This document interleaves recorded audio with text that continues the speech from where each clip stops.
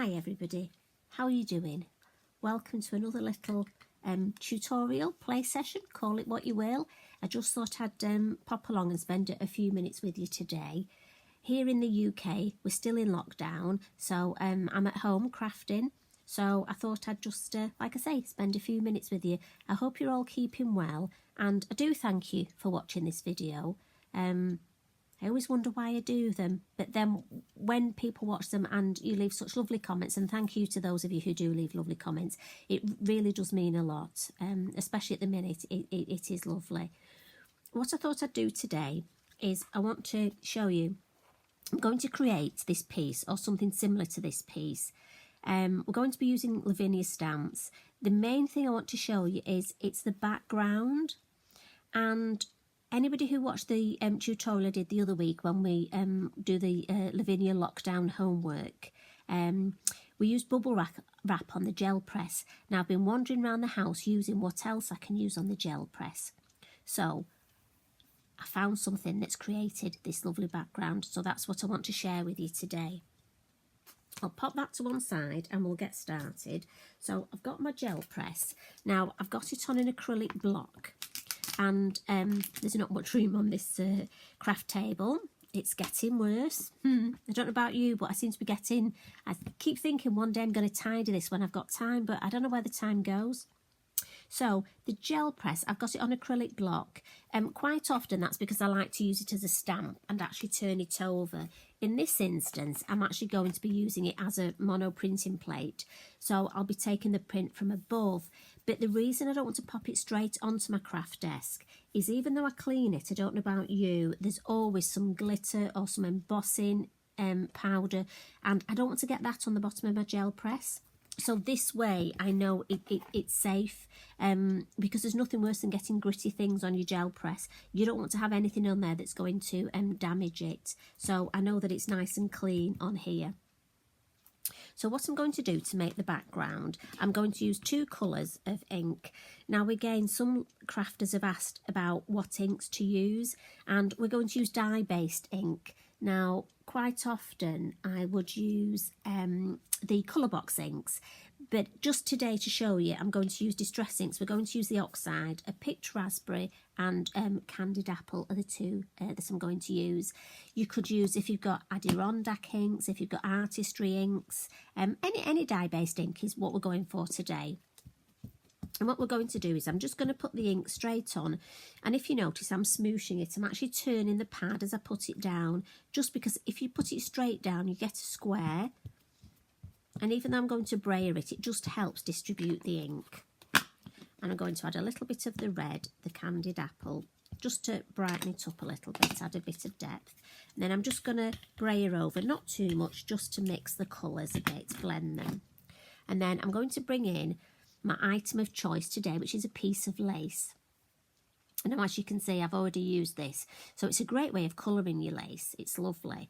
So I've got a nice piece of lace, and I'm going to just place that down, and then I'm going to take a piece of card. I'm using the multifarious card. Now on what I'm using, this is a 6x6 square gel press, and the piece of card is just a 14cm square piece. And the only reason I'm using this is when I do workshops here, quite often we end up doing 6x6 cards, just because they're the ones that let a lot of the crafters feel more comfortable, that they're nice to post. If we do 8x8, obviously that's a large stamp in the UK, so a lot of the ladies would prefer to do a 6x6 for the cost of posting. So, and sometimes it's not as intimidating when you're using a smaller piece of card. So it just happens I've got a lot of 14x14 already cut. Purely, that's the only reason. And my piece of lace is perfect for this size. You could use copy paper for this, but for me that's a waste, because I actually want the print that I'm taking off. So if you look, for me that's just such a lovely print. Look at the detail, that netting, how beautiful is that? So that's one print, and put that to one side. Then we'll take our lace off. Oh, it's alive. And then we're going to take another piece and just see what we've got left on here. So we'll pop this one on as well. Again, give that a good press. Now you do get two different results, because one is basically ink from in between the lace, and then one's the pattern that's left with the lace. So they are quite different, almost like innies and outies, like tummy buttons. So I don't know if you've ever noticed whether you've got an innie or an outie. I think that's a discussion for another another little video. So we'll give that a good rub and we'll peel that off. Yeah, look at that. How beautiful is that? Look at the detail. So if I just move the gel press out of the way, we'll file it on the floor like you do. So that's what I mean about the difference. We've got the innie and the outie. So depending what obviously you want to do, I mean, if I love making backgrounds like this, and they're great to have in if you need a quick card, because to be honest, the detail here is so beautiful. You could even just stamp one flower, and that would be lovely. I mean, we're going to create a scene around this, but you know, you could literally just stamp a flower, a floral, and a sentiment. You wouldn't need much else. While we're looking at those, actually, I must show you, when I was doing my rummaging around the house, I came across this. Now, I don't know about you, but at the minute I'm trying to increase my vitamin C. So I've been eating a lot of sasumas and oranges, and this is the netting that comes with them. Now, again, this is perfect for your gel press. And I had a little play with that, and these are the images I got. Again, so you get an innie and an outie. Look at those. Now, for me, I think they're great. And for men's cards, obviously change the colour. I would do this 2 or 3 times in different colours. I'm thinking blues would look lovely. But if you wanted to do, I mean, again, for me, it could be a football net, a fishing net, or just an arty background. And no two are the same. I mean, look at that. I love that because of the white areas. So, again, just have fun. See what you can use. I say, and as long as it's not sharp, you can use anything, but things like the netting, the lace, these are just perfect. So I'll pop those to one side. Now we're going to use this one, and we're going to stamp on it. What I will do is I'm just going to give it a very quick dry, because there was quite a bit of ink on there, and obviously we're going to stamp on it. So now let's decide which way up. I think it looks better running that way, don't you? So we're going to stamp these lovely stargazing fairies. Now again, with Lavinia, do remember that you have got the acetate, so that can give you an idea of what you're going to do. I'll put my ink pad somewhere. Now we want to give these a good inking. It's a silhouette stamp. So do make sure you've got plenty of ink, and my ink pad is quite dry, so it's not been inking too well today. So let's give it a go and we shall see. Just need to just catch these edges, and I don't know if you're anything like me, if I don't wipe them, it will get on my card design. And if any of you have done that, you know it's not good. You have to find a way of adding that butterfly or... Right, we'll see what that works out like. We're going to pop it about there and give it a really good press. Now, because my ink pad is quite dry, if you notice, I do keep it upside down. Obviously, when they're new, I keep them the correct way up. But when they're quite dry, I keep them that way to try and encourage the ink to be on the top of the felt. And I always write the date of when my ink pad is new, because I have quite a few ink pads. And obviously, I keep older ones for... Quite often, they're nice because they almost give a second generation look. So I tend to write the date on the back. But that's why I'm keeping that one upside down. Also, because this is a silhouette stamp, you need to give it a good press, but also don't lift it up too quickly. If you're nervous about stamping, you do tend to lift it up very quickly. Got nice inky fingers today. Must admit, it's quite sunny here today and I'm dying to get in the garden. So I thought if I had a catch up with you first, and then I can maybe go and do a little bit of gardening later. I do love my garden. And everything's just really starting to look lovely at the minute. I've got some osteospermums, which are beautiful. They love the sun. Right, so we've given that a few minutes and a really good press. So let's peel it off and see. Right, I've got a couple of areas that haven't quite, I think, because I've taken my ink pad, but don't worry. And again, if this happens at home, there's ways round it. What you can do is I've got a Sharpie pen here. If you're going to do this, my top tip is just dab the colour. Don't sort of scribble. If you scribble as though you're colouring in, it will end up looking really obvious and you'll end up having to, it'll just look like you've coloured it in. So if you dab it, can you see how the areas are disappearing? And because in the Sharpie it's archival ink, which again is a black permanent, so I'm happy with that. And don't overdo it. A little bit of contrast is fine. So I'm more than happy with that. Again, don't beat yourselves up. Sometimes it can be, I mean, if I look at the stamp here, I mean, I could have some glitter. I've almost got a mark there. Sometimes what can happen is, I know I've put a block on top of a stamp. You know, when you've got, like here, I've got things piled up and that can mark your stamp. So don't always think it's just you that's done something wrong. What I'll probably do with this, if I hold it in the light, it's got quite a few marks. I'll probably give this a good wash. As you can see, I've used it so much again and again. So again, if that happens, just nice warm soapy water, I'm going to give it a good wash. And I reckon I've just marked this. I think I've had something stood on top of this. It's a bit like your gel press. As soon as you've finished using it, pop it back in its plastic case. Or if you've got one of the nice Tim Holtz tins, that's even better. Because often we pile things up in our craft room and unfortunately things do end up, you pile something on top of it when there's no need. Right, enough of me rabbiting on, I am sorry. If you look, if I can show you, so on the original one here, can you see we've got more stepping stones, just make sure I'm in shot, than we've got here. And all we're going to do is draw those in. Now, nice and easy, honestly. Just need a black fine liner pen. And all you're going to do is, well, check it's working. We're just going to add some more stones. So we're just going to draw, there's one. And we'll do them similar to like they are here. Now, if you notice, they're darker at the bottom. And then add a few dots. Dots just help with the shading.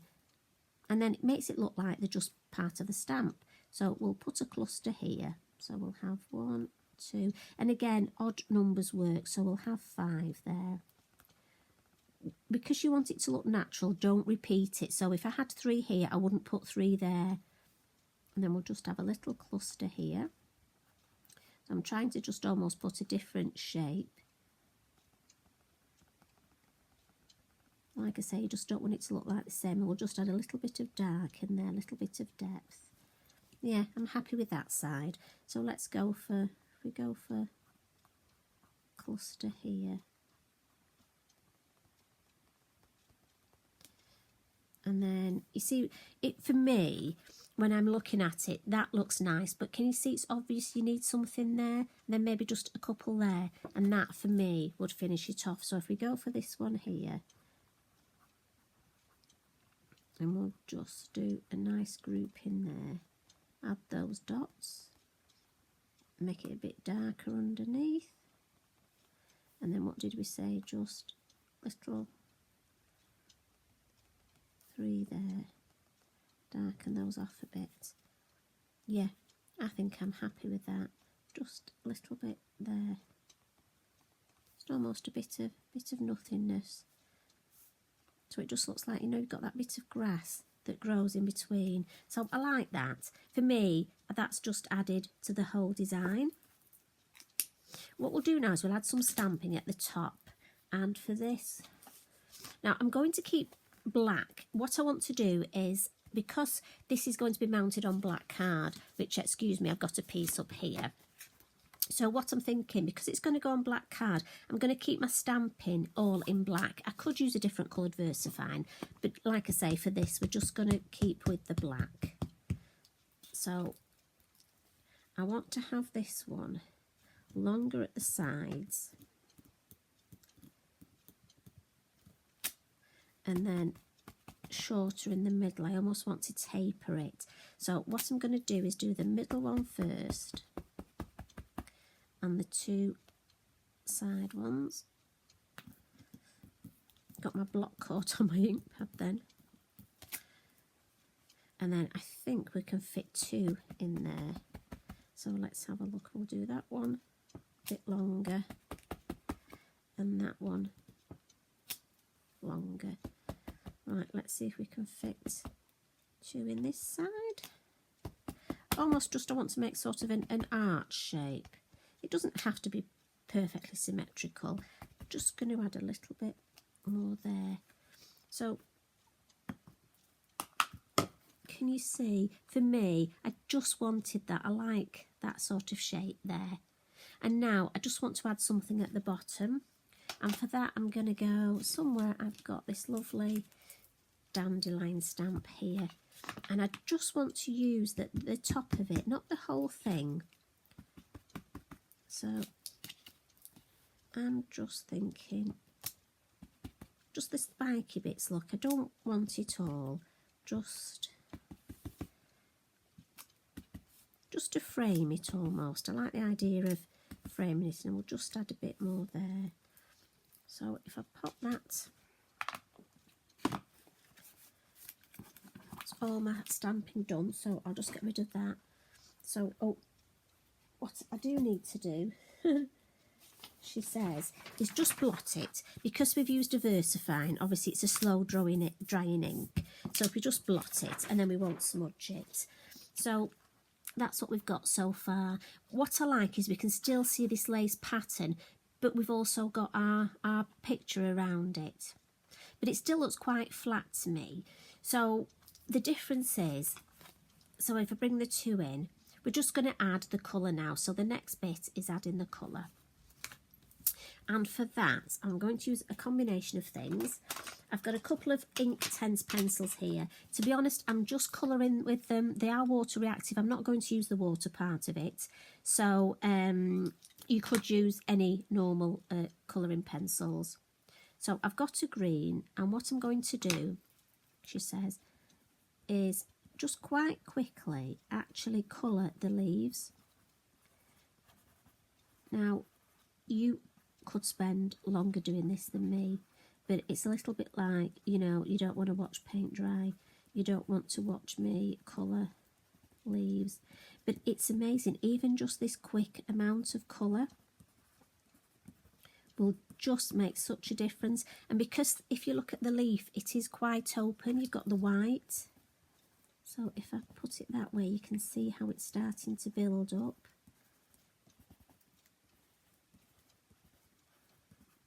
What we call speed colouring, and don't worry, I'm not speeding the mind you, wouldn't know how to speed this up when you're recording. I dare say there's a way to do it, but you're just watching real-time colouring. Oh, missed one, there we go. So for me, I like that just adds. Now what I'm going to do is I've got sort of a brown here, and I'm just going to go in the stones. And I'm actually going to colour the whole stone. Now, we are colouring on top of our distress ink, and it does take the pencil really well.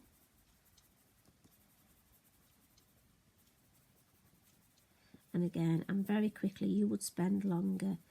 And I have just realised I need to get I have a box of these which I put away, trying to be neat to create space. But I just realised I wanted yellow and an orange just for the wings. So what I did on the original was coloured the whole wing, and again, this is purely for speed. You can spend a lot more time. I'm all for this quick colouring. You can spend a lot more time, so I've just added that there. What you can do, what looks quite nice, is just add a little bit of orange to the odd leaf, and then a little bit of the yellow as well. And that just, it stops the leaves being all the same colour. That's really nice, because obviously in nature, they're not all the same colour. So we'll file the pencils over there. Oh, are you pointing out to me? I've missed a couple off there. So thank you if you did. So now we want some shading. But before we do that, what we're going to do, we're going to add, I've got a circle of acetate here, so this is going to be my moon. Now if you notice, the acetate for me, I lose it so much because it's see-through. So I've got a gold Posca pen, which is in an acrylic paint pen, and I've dabbed it in the centre, and that just helps me, so I won't lose it as much. And I'm going to take the deeper of the colours, the red, because I think that'll just show up more. And I'm just going to put the moon on here. And remember, onto the acetate and then flick it off. Don't go straight off, because if you've got too much ink on your sponge, what happens is it will be too dark. So do spend your time, and then try not to move it like I've done, and work all the way around, flicking. When you think you've got the right amount of colour, keep your finger on and just lift it up and peer underneath. I think we just need a touch more at the bottom here.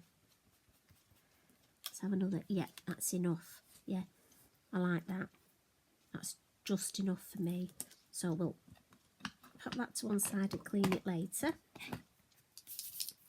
My goodness, my hands are in a right state today. So what I've got now is I have a box of these Derwent charcoal pencils, which I love. And if you watch the YouTube, you'll see I use them quite a lot. And what I'm going to do is I'm going to go for the dark one, which if I can find it. And I'm just going to add some shade under these stones here and under our little fairies. And what I do is I add the shade and then I give it a rub. Now, this does two things. Rubbing the charcoal will help to seal it and then stop somebody else rubbing it and moving it. But also what it does as well, it just gives it a nice effect. It's just such a lovely way of adding shade. So we'll do it all the way around. All of these little pebbles, stones, rocks, whatever they are. It really just helps build up, and we'll put some under the pixie there. Now, because the moon's there, obviously we're going to have more shade this way. So just on these, I'm just going to drag some more shade this way so we can see. Let's get it true to how it would be. There we go. So that's really building up that scene. Now in here, we've also got a white charcoal pencil. And this, I'm going to go around my moon.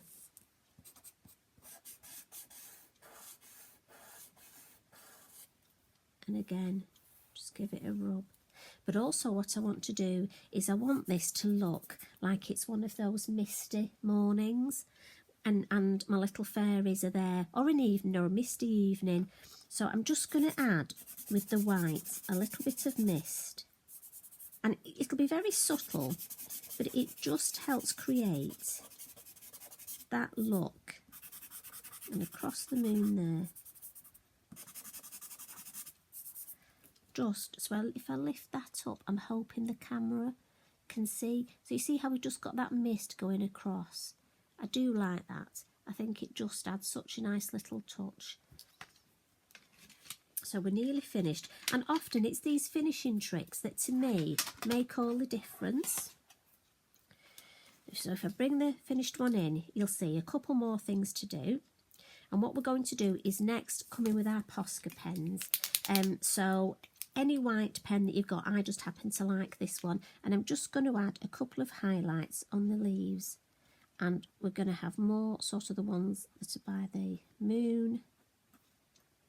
And again, I'll do this quite quickly. You can spend a lot longer doing this. And we'll just add some on the fairies' wings there.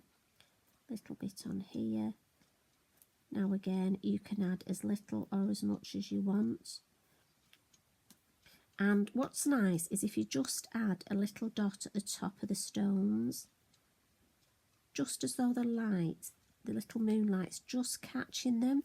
You see, if I show you here, can you see the difference? For me, these just look more realistic than those. Those almost look quite dull and flat. It's amazing how a little touch of white can really, the highlight, it's just almost brings it alive. I'll just add a few little dots there. And then lastly, what I'm going to do, I've got a pink posca, and I'm going to add some dots with the flowers here. And I'm not going to go on top of the black because that would obliterate the black, and I want the black there, the little flower heads on the dandelion. So I'm just going to add them in between. So they just look like little flower heads. And again, I'm being very random. And then somewhere I've got my black card. And if I bring my black card in, just to show you, that would be the finished piece. And really, it's that. Look how we've still got the lacy background, but we've used it to build up the whole of our design. If I bring the two in, so there's the one that we've made, and there was the original. Hopefully they're not that different. So I hope you enjoyed that. Thank you for spending 5 minutes with me. I'm going to go off now, get Eric, and have a nice cup of coffee in the garden while the sun's shining. I do think just some sun and some relaxing time, do you know what, just stroking Eric always makes me feel better.